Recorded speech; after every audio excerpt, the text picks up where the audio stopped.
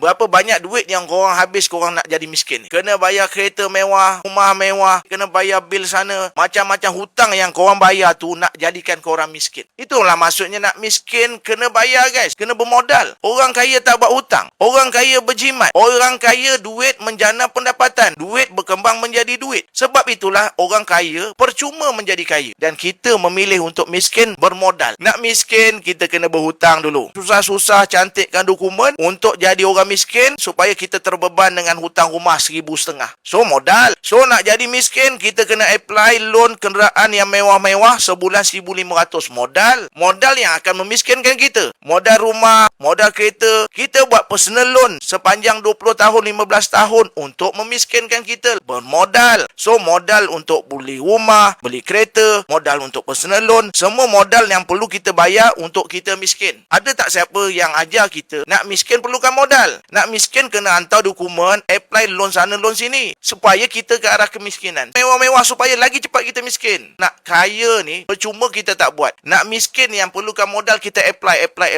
Habis satu hutang, cipta lagi satu hutang. Hutang tak habis, cipta lagi hutang. Naik gaji, cipta hutang. Kita tempah kemiskinan. Sebelum kita nak kaya, kita jangan miskin dulu guys. Jangan miskin dulu. Nak mula buka akaun Public Gold dengan RM100 sahaja? Jangan biarkan duit anda lesap setiap tahun. Klik link di bio untuk daftar akaun Public Gold sekarang. Jadikan tahun ini titik perubahan untuk kewangan yang lebih bijak.